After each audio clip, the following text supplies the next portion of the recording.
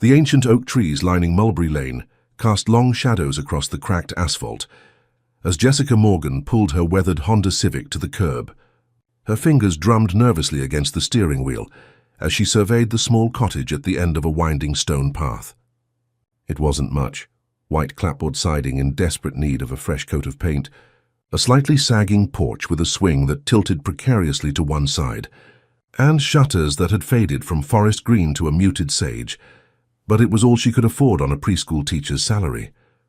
"What do you think, Zoe?" Jessica turned to face her 6-year-old daughter, whose nose was pressed against the backseat window. Zoe's eyes widened with excitement. "It looks like a fairy house, Mum. Can we go inside?" Jessica smiled, momentarily relieved by her daughter's enthusiasm. The past 8 months had been a whirlwind of heartbreak and upheaval since Mark had walked out, leaving behind nothing but a hastily scrawled note and a mountain of hidden debt.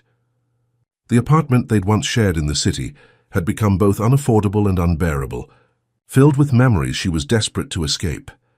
"Let's go meet Mr. Fenton first," Jessica said, unbuckling her seatbelt. "Remember what I told you? He's the caretaker who's showing us the house today."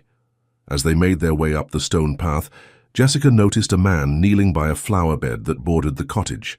He wore faded jeans and a simple grey t-shirt, his hands encased in work gloves, as he methodically pulled weeds from among vibrant marigolds and daisies.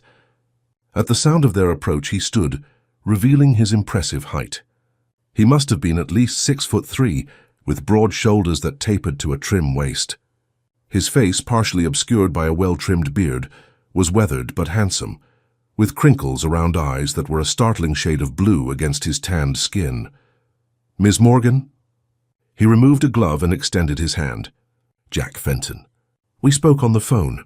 His voice was deeper than she'd expected, with a slight roughness that suggested he didn't use it often. His handshake was firm but gentle, his palm calloused from manual labor. "Yes, hello. This is my daughter, Zoe." Jessica nudged her daughter forward gently. Zoe, usually shy around strangers, stepped forward with surprising confidence. "Do you take care of the fairy house, Mr. Fenton?" A smile transformed his serious face, softening the hard angles of his jaw and brightening his eyes. "I suppose I do. Would you like a tour of your potential fairy house?" As they followed Jack inside, Jessica was struck by how he ducked slightly to pass through the doorway, as if well accustomed to accommodating his height in small spaces. The interior of the cottage was surprisingly spacious, with sunlight streaming through large windows, illuminating hardwood floors that gleamed with fresh polish. The owner had the place completely renovated last year, Jack explained, leading them through a cozy living room into an updated kitchen with modest but new appliances. "New plumbing, electrical roof, everything's up to code," the owner, Jessica asked, running her hand along the smooth granite countertop. "I thought Westbrook Properties managed this place." A flicker of something, hesitation perhaps, crossed Jack's face before he nodded. "They do. Mr. Westbrook owns this and several other properties in the area. I handle maintenance for all of them." Jessica frowned slightly, recalling her phone conversation with the real estate agent. "The listing price seems unusually low for a place in this condition. Is there something wrong with it that I should know about?" Jack shook his head, leading them down a hallway where 3 doors stood open. "Mr. Westbrook has his reasons for the pricing. These would be the bedrooms. Master here, 2 smaller ones there." The bathroom was completely gutted and redone. Zoe darted past them into one of the smaller bedrooms, twirling in delight. "Mom, look! I can see the whole backyard from here." Jessica followed her daughter, gasping softly at the view from the window. Beyond a small but well-tended backyard lay woods that seemed to stretch for miles, a stream visible through the trees. "It's beautiful," she murmured. "There's a path through the woods," Jack said, standing at a respectful distance in the doorway. "It connects to Millfield Park, about a 15-minute walk." "And the school?" Jessica asked, remembering her primary concern. "Brookside Elementary is 2 miles down Mulberry. There's a bus stop at the end of the lane." Everything seemed too perfect, raising Jessica's suspicions further. "Mr. Fenton, I appreciate the tour, but I have to ask again. Why is the rent so low? This place should be going for twice what's listed." Jack's expression remained impassive, but something in his eyes shifted. The owner prefers long-term, reliable tenants over maximizing profit. He believes families give properties life. And the catch? Jessica pressed, years of hard lessons making her wary of apparent generosity. A 1-year lease minimum, Jack replied. And I live in the carriage house behind the property. Part of my job is regular maintenance, which means I'm around often. Some tenants find that intrusive. Jessica considered this as they completed the tour, ending back on the front porch. The house was perfect. The right size, the right location, miraculously within her budget. But experience had taught her that when something seemed too good to be true, it usually was. I'd like to apply, she decided finally. But I should warn you that my credit took a hit after my divorce. My ex-husband left me with some debt that I'm still paying off. Jack nodded, unsurprised. The application is mostly a formality. References are more important to Mr. Westbrook than credit scores. As they discussed the details, Zoe tugged at Jessica's hand. Mom, can I go look at the flowers? Jessica nodded, watching as her daughter skipped toward the colorful flower bed where Jack had been working earlier. She seems like a good kid, Jack observed, his voice softening. The best, Jessica agreed. It's been just the two of us since my ex left. He hasn't made contact in months, not even a birthday card. She hadn't meant to share such personal information, but something about Jack's steady presence invited confidence. He didn't offer platitudes or prying questions, just a slight nod of acknowledgement. The lease would be ready by Friday if your references check out, he said. You could move in next weekend. That would be perfect. Our current lease is up at the end of the month. As they exchanged final details, Jessica couldn't help but study Jack more carefully. Despite his imposing size, there was nothing threatening about him. He moved with the careful deliberation of someone accustomed to navigating a world that wasn't built for his dimensions. His clothes, while simple, were of good quality. And the watch on his wrist, a detail she noticed only when he checked the time, looked expensive. At odds with his otherwise modest appearance. I'll be in touch, he promised as they prepared to leave, handing her his business card. It was simple, just his name and a phone number. As Jessica buckled Zoe into her car seat, her daughter clutched a small purple flower. Mr. Jack gave it to me, she explained. He says it's called a violet, and that they're special because they grow even when it's hard. Jessica smiled, touched by the small gesture. As they drove away, she glanced in her rearview mirror and saw Jack standing on the porch, watching them leave, a solitary figure against the backdrop of the little white house that could, if she was lucky, become their fresh start. 3 weeks into living at the cottage on Mulberry Lane, Jessica was still waiting for the other shoe to drop. She'd unpacked the last of their boxes, arranged their sparse furniture to make the small space feel like home, and even planted herbs in the kitchen windowsill. Yet she couldn't shake the feeling that this unexpected stroke of good fortune would somehow vanish as quickly as it had appeared. Ms. Morgan, everything okay with the garbage disposal? Jack Fenton's voice broke through her thoughts as she stood at the kitchen sink, staring absently out the window. What? Oh yes, it's fine, Jessica said, turning to face the caretaker who had appeared at her back door, toolbox in hand. I wasn't actually calling about a problem. Jack raised an eyebrow, his tall frame filling the doorway. The text said something about the kitchen. Jessica felt her cheeks warm. I made too much spaghetti and meatballs. Zoe and I can't possibly eat it all, and I thought, well, I noticed you're always working around the property, and I wanted to thank you. The surprise on Jack's face made Jessica immediately regret her impulsiveness. He probably thought she was being presumptuous or worse, flirtatious. I'm sorry, she added quickly. I shouldn't have bothered you for something so trivial. No, it's... Jack cleared his throat. That's very kind. I haven't had home-cooked spaghetti in a long time. Relief washed over her. Would you like to join us? Zoe's setting the table now. Jack hesitated, and Jessica noticed how his eyes darted to the toolbox in his hand, as if searching for an excuse. I shouldn't intrude on your family dinner. It's no intrusion if you're invited, Jessica countered with a smile. Besides, Zoe's been talking about showing you her school project, something about the life cycle of butterflies. The mention of Zoe seemed to soften his resistance. If you're sure it's no trouble. Jessica gestured him inside, noticing how carefully he wiped his boots before entering, how precisely he placed his toolbox by the door. Jack Fenton, she was learning, was a man of exacting habits and careful boundaries. Dinner was surprisingly comfortable. Jack, though initially reserved, proved to be an attentive listener, asking, Zoe thoughtful questions about her butterfly project and seeming genuinely interested in Jessica's stories about her preschool students. "So you were a carpenter before becoming a property caretaker?" Jessica asked as she served him a second helping of spaghetti. Jack nodded, twirling pasta around his fork with unexpected grace for such large hands. "I've always been good with my hands. Started working construction at 18, eventually specialized in custom furniture, like our dining table." Zoe piped up, running her small hand over the polished oak surface. Jack's eyes crinkled at the corners. "You noticed that, did you?" "Yes, tables like this one." "Wait," Jessica set down her glass. "You made this table?" "Along with most of the furniture in the cottage," Jack admitted. "Mr. Westbrook commissioned the pieces when the renovation was completed." Jessica looked around with new appreciation at the bookshelves flanking the living room fireplace, the coffee table with cleverly hidden storage, the bench in the entryway.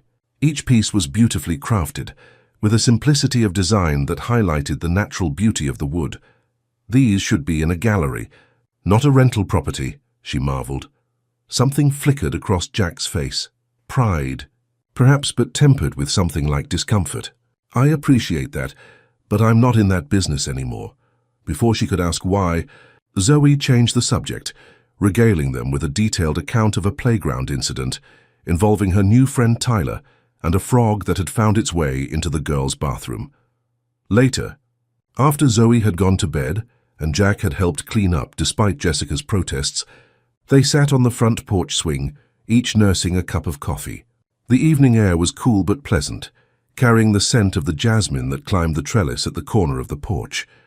"You've done a nice job with the place," Jack commented, looking at the potted plants Jessica had arranged along the porch railing. The string lights she'd hung to create a warm glow in the evenings. "It doesn't take much to make a house feel like home," Jessica replied. "A few personal touches, a child's laughter," Jack nodded, and Jessica was struck again by how little she really knew about the man who lived just 100 yards away in the small carriage house partially hidden by trees at the back of the property. In 3 weeks, she'd seen him almost daily, fixing a leaking pipe, trimming hedges, repairing a broken step on the back porch. But he remained an enigma. "Do you have family nearby?" she ventured, aware she might be overstepping. Jack took a long sip of his coffee before answering. "No, my parents are gone. No siblings." "I'm sorry," Jessica said softly. He shrugged. "It's been a long time." "What about you? Besides Zoe, I mean. My mother lives in Arizona. We talk once a week, but she's not one for traveling. My father remarried years ago and has a whole new family in California." Jessica tried to keep the bitterness from her voice, but wasn't entirely successful. Jack seemed to hear what she didn't say. "Family is complicated."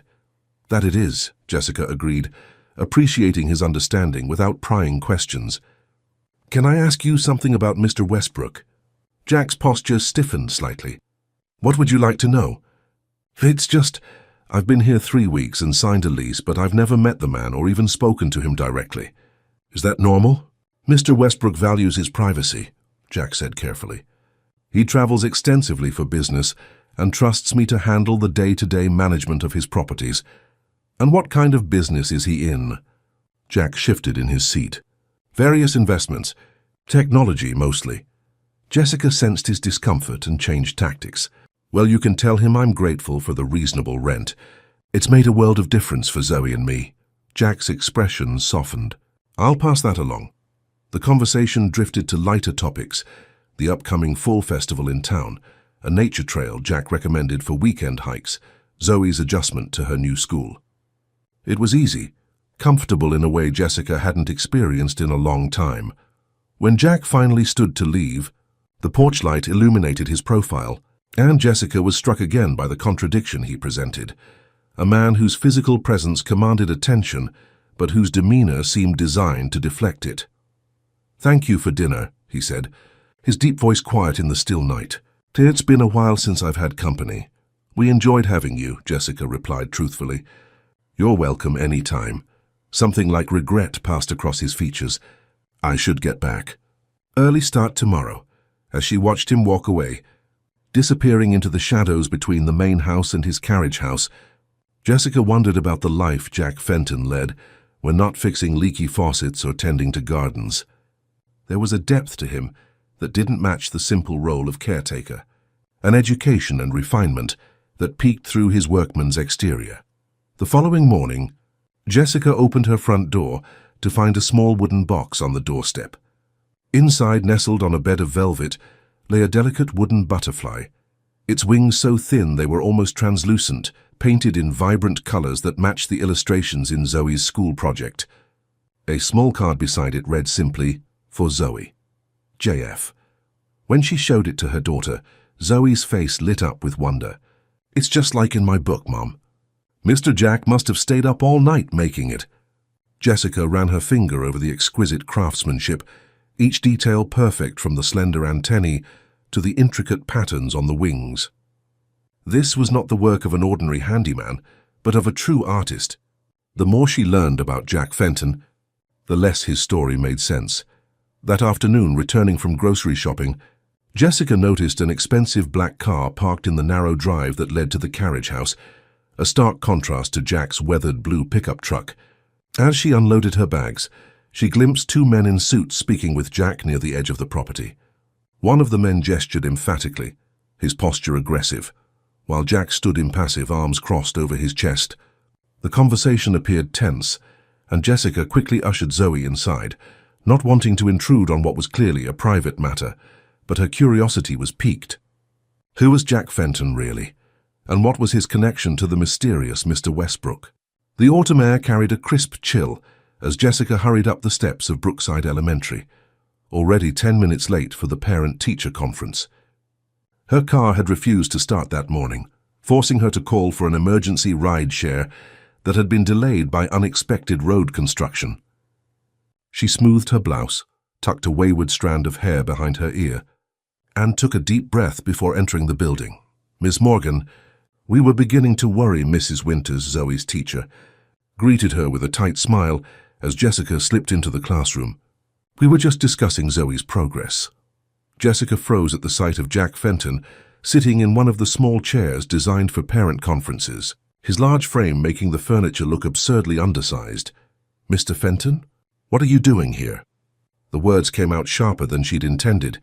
Jack stood awkwardly, his expression unreadable. "I can explain. Mr. Fenton kindly offered to drive Zoe home after school today when you called about your car trouble," Mrs. Winters interjected. "I asked him to stay for the conference since he was already here." Jessica felt her face flush with embarrassment. Of course, she had called Jack in a panic this morning, and he had immediately offered to help with school pickup. In her rush, she had forgotten to mention the scheduled conference. "I'm sorry," she said, setting her purse down. "I didn't realize—" "Thank you for stepping in." Jack nodded, his discomfort evident. "I should leave you two to discuss Zoe's schoolwork." "Actually," Mrs. Winters said, "we were just getting to the interesting part. Zoe has been telling the class that Mr. Fenton here is a famous artist who makes magical wooden creatures." Jessica looked at Jack, whose expression had shifted from discomfort to something like alarm. "She has quite the imagination," Jessica offered weakly. "Indeed," Mrs. Winters agreed. "Except she brought in the most extraordinary wooden butterfly for show and tell last week. When I asked where she got it, she said it was made by Mr. Jack, who takes care of her house and makes furniture for rich people." Jack cleared his throat. "I dabble in woodworking. It was just a small gift for Zoe's butterfly project." Mrs. Winters' eyebrows rose. "Mr. Fenton, if that butterfly is just dabbling, then you're being extraordinarily modest. I've been teaching for 20 years, and I've never seen craftsmanship like that. My husband runs the art department at Westlake College, and he was speechless when I showed him a picture." Jessica watched as Jack shifted uncomfortably under the praise, his eyes fixed on a point somewhere over Mrs. Winters' shoulder. "Zoe is doing very well in school," he said, firmly changing the subject. "That's what matters today." Mrs. Winters took the hint, transitioning to a discussion of Zoe's academic progress, which was indeed excellent, apart from some challenges with long division. Throughout the conversation, Jessica kept stealing glances at Jack, whose presence in this setting, amid child-sized furniture and alphabet posters, seemed both incongruous and strangely natural. As they walked out of the school together afterward, Jessica's curiosity finally got the better of her. "Famous artist?" she questioned, raising an eyebrow. Jack sighed, running a hand through his dark hair. "Your daughter has a vivid imagination. That doesn't explain why Mrs. Winters nearly fell out of her chair when she saw your work." Jessica stopped walking, forcing him to stop as well. "Jack, who are you really?" For a moment, she thought he might actually answer, vulnerability flickering across his usually guarded features. Then his expression closed off again. "Just a caretaker who enjoys woodworking," he said firmly. "Where's Zoe?" "In the library with the reading specialist. She has 15 minutes left." Jessica crossed her arms, not ready to let the subject drop. "What about those men in suits I saw you arguing with last week?" Jack's eyes narrowed. "You were watching me?" "No, I was unloading groceries and happened to notice." Jessica felt defensive now. "They didn't look like typical visitors for a property caretaker. It was business related to one of Mr. Westbrook's properties," Jack said dismissively. "Nothing for you to worry about." "I'm not worried, I'm curious," Jessica countered. "You're not just a caretaker, are you?" Before Jack could respond, Zoe burst through the school doors, her backpack bouncing as she ran toward them. "Mom, Mr. Jack, did Mrs. Winters tell you I got a gold star on my math test?" The tension between them dissolved instantly, both adults turning their attention to the excited child. Jack crouched down to Zoe's level, his entire demeanor softening. "She did. That's very impressive. Maybe you can help me with my accounts sometime." Zoe giggled, reaching for his hand as naturally as if she'd known him her entire life. "Can we get ice cream to celebrate?" Jessica started to make an excuse. It was getting late. Dinner needed to be made, but Jack surprised her. "I think Gold Star math tests definitely deserve ice cream," he said, looking up at Jessica with a question in his eyes. "If your mom agrees." Unable to resist the hopeful expressions on both her daughter's and Jack's faces, Jessica relented. "I suppose we could make a quick stop." The small ice cream parlor on Main Street was nearly empty on the cool October afternoon. As they sat at a table near the window, Zoe happily devouring a sundae while Jack and Jessica nursed cups of coffee, the conversation stayed carefully light. Jack asked Zoe about school, her friends, her favorite subjects, displaying the same attentive interest he'd shown at dinner weeks earlier. Jessica watched their interaction, struck by how natural it seemed, how Jack's typically reserved demeanor mellowed in Zoe's presence. It had been only a little over a month since they'd moved in, yet somehow this quiet, enigmatic man had become a fixture in their lives. The thought both comforted and alarmed her. She couldn't afford to let Zoe get too attached to someone who was essentially their landlord's employee, someone who could disappear from their lives as suddenly as he'd entered them. "Earth to Mom," Zoe's voice interrupted her thoughts. "Mr. Jack asked if we're going to the Harvest Festival on Saturday." "Oh, I hadn't thought about it," Jessica admitted. "I've been so focused on getting settled." "All the local businesses participate," Jack explained. "There are games for kids, food vendors, live music. It's a nice way to get to know the community. Can we go, please?" Zoe pleaded, ice cream forgotten in her excitement. "I suppose we could check it out for a little while," Jessica conceded. "I could drive you both," Jack offered. Then quickly added, "Since your car is having trouble." Jessica hesitated. It was a practical offer, but accepting would further blur the already indistinct line between Jack as their caretaker and Jack as whatever he was becoming in their lives. "That's very kind, but I'm sure it will be fixed by then," she said, not missing the flash of disappointment in his eyes. Later that evening, after Zoe had gone to bed, Jessica sat on the front porch with her laptop, catching up on work emails. The sound of tires on gravel drew her attention to the driveway, where a tow truck was delivering her Honda. Jack emerged from the darkness, speaking briefly with the driver before walking toward her. "Your car is fixed," he said, climbing the porch steps. "New alternator and battery." Jessica stood up in surprise. "But I didn't even call a mechanic yet. How did you—" "I know Dave at the auto shop. When you mentioned the symptoms this morning, I had a pretty good idea what was wrong. I asked him to take a look as a favor. Jack, I can't accept that. You have to let me pay you back." He shook his head. "Dave owed me for some work I did on his cabin last summer. We're even now."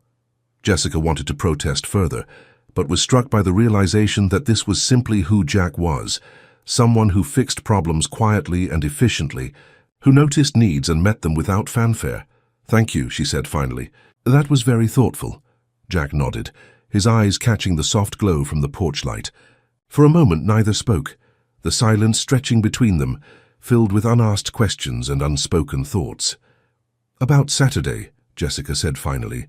"If the offer still stands, we'd appreciate a ride to the festival. I hear parking can be a nightmare." The smile that transformed Jack's face made her heart skip in a way she hadn't experienced in years. "I'll pick you up at noon," he said, his deep voice warm in the cool night air. As he turned to leave, Jessica called after him. "Jack, the butterfly you made for Zoe. It really is beautiful. You shouldn't hide talent like that." He paused, his back to her, shoulders tense. When he finally turned, his expression was complex. Pride mingled with what looked almost like grief. "Some things are better kept private," he said quietly, then disappeared into the darkness toward his carriage house. That night, unable to sleep, Jessica opened her laptop and typed Jack Fenton Woodworker into the search bar. What she discovered left her breathless. Jessica stared at her laptop screen, scrolling through page after page of gallery exhibitions, magazine features, and auction results. The man she knew as Jack Fenton, quiet caretaker and handyman, appeared in these articles as Jonathan Fenton Westbrook, acclaimed furniture designer and sculptor, whose works commanded prices in the high six figures. There were photographs of him at gallery openings in New York and San Francisco, looking uncomfortable in tailored suits, his beard shorter, and his hair styled more formally than the Jack she knew. One article, dated 3 years ago, described his sudden withdrawal from the art world following a personal tragedy that the writer declined to specify out of respect for the artist's privacy. After that, there were only speculation pieces about where he had gone and why he had abandoned a career at its peak. The connection was undeniable. Jack Fenton was Jonathan Westbrook, or more accurately, Jack Fenton was the caretaker persona, adopted by the reclusive artist, who also happened to own the house she was renting. Jessica closed her laptop, her mind racing. Why would a wealthy artist pretend to be a caretaker on his own property? Why rent out his house at below market rates? And why maintain the charade for weeks after they'd moved in? The Harvest Festival on Saturday took on new significance. Jessica now had questions that demanded answers. But as she dressed in a casual sweater and jeans, helping Zoe with her jacket and boots, she wondered how to confront Jack without revealing that she'd researched him online. He arrived precisely at noon, his blue pickup truck freshly washed. Jessica noticed details she'd overlooked before. The vehicle was an older model, but meticulously maintained, with high-end custom features that wouldn't be found on a standard work truck. "Ready for some fall fun?" Jack asked Zoe, who nodded enthusiastically. The drive to the town center was filled with Zoe's excited chatter about pumpkin carving and face painting. Jessica remained quieter than usual, studying Jack's profile as he drove, searching for signs of the celebrated artist in the reserved caretaker. The festival transformed Main Street into a riot of autumn colors. Stalls lined both sides of the road, offering everything from apple cider to handcrafted jewelry. Children darted between hay bales and cornstalk decorations, while a local band played folk music from a small stage. "Can I get my face painted?" Zoe asked immediately, pointing to a booth where children emerged with butterflies and tigers adorning their cheeks. "Go ahead," Jessica agreed. "I'll watch from here." As Zoe joined the line, Jessica turned to Jack. "So, Mr. Westbrook, are you enjoying your own festival?" The color drained from Jack's face. "What did you just call me?" "Jonathan Fenton Westbrook," Jessica said quietly. "That's your real name, isn't it? You're not the caretaker. You're my landlord. The owner of the house." Jack looked as though he'd been physically struck. He glanced around to ensure no one was within earshot before responding, his voice low. "How did you find out?" "I searched your name online last night. There are quite a few articles about your work." Jessica crossed her arms. "What I don't understand is why the deception. Why pretend to be someone you're not?" Jack ran a hand through his hair, a gesture she now recognized as a sign of his discomfort. "It's complicated. I've got time," Jessica said firmly. He sighed, guiding her to a bench away from the main crowd. 3 years ago, my wife Claire and I were expecting a baby. She was 7 months pregnant when she developed complications. We lost them both." The raw pain in his voice made Jessica's anger evaporate instantly. "I'm so sorry, Jack." He nodded, his eyes fixed on a point in the distance. "After I couldn't bear to be in our house in the city, surrounded by reminders. I couldn't work. Couldn't face the art world and all its questions and sympathies, so I moved to my grandmother's old property, the house you're renting now. It had been sitting empty for years. But why rent it out at all if you owned it? And why pretend to be the caretaker? At first I just wanted solitude. I renovated the main house, built furniture for it, the first pieces I'd made since Claire died. Then I renovated the carriage house for myself. But the main house, it needed a family. It was meant for children's laughter, for life. Jessica thought of Zoe's delight when they'd first seen the cottage, how perfectly it suited them. So you deliberately sought out a single mother? The real estate agent knew I was looking for a family who needed a fresh start. When your application came in, a preschool teacher raising a child alone, trying to rebuild after a difficult divorce, it seemed right. But that doesn't explain why you didn't just introduce yourself as the owner. Jack's eyes finally met hers. Because wealthy property owners don't get invited to spaghetti dinners or school conferences. Famous artists don't get to help 6-year-olds with their butterfly projects without people wanting something from them.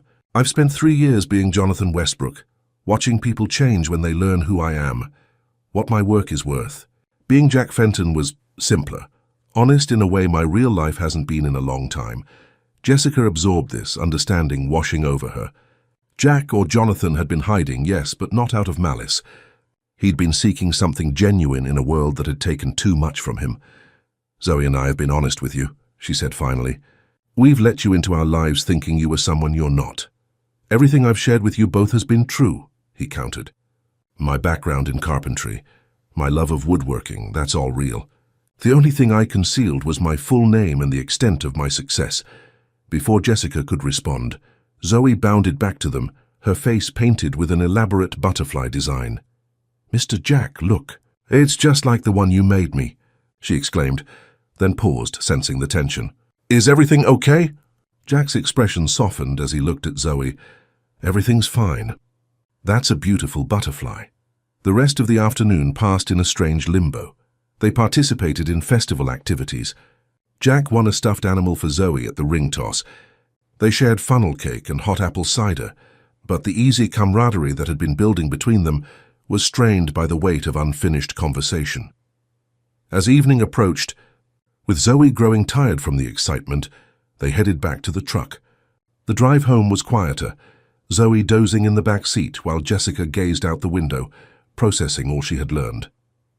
When they reached the cottage, Jack helped carry a sleeping Zoe inside.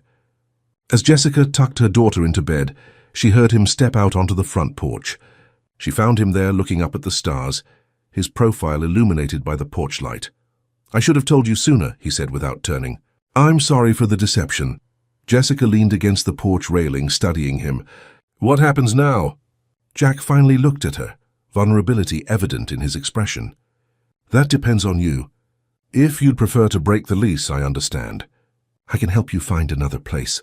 Cover the moving expenses. Is that what you want? Jessica asked quietly. No, he admitted. Having you and Zoe here, it's brought life back to this place. Back to me. The honesty in his voice touched something in Jessica that had been carefully guarded since Mark's betrayal. Zoe adores you. She'd be heartbroken if we left. And you? The question hung between them, laden with meaning. Jessica took a deep breath. I'm still processing everything.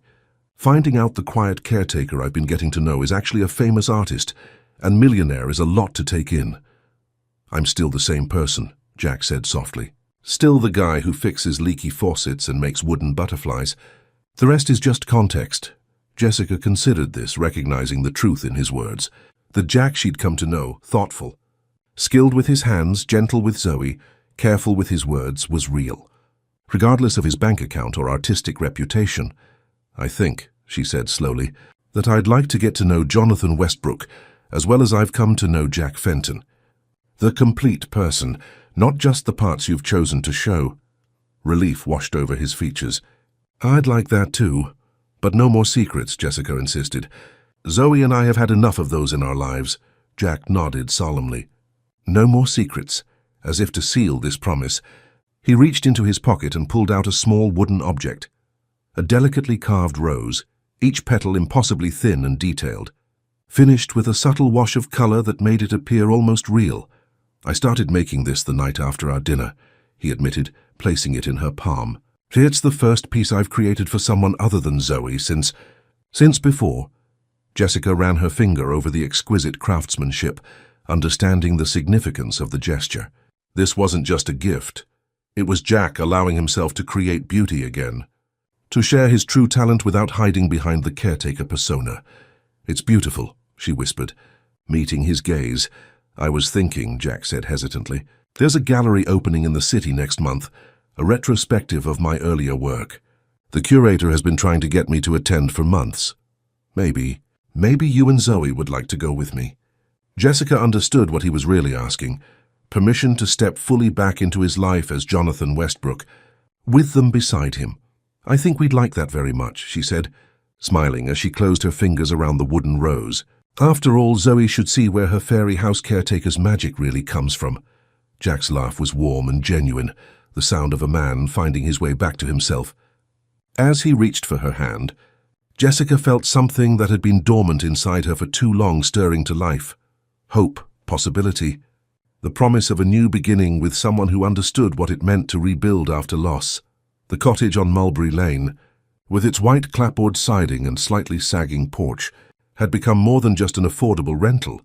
It had become the unlikely meeting place for two broken hearts finding their way to wholeness again, together.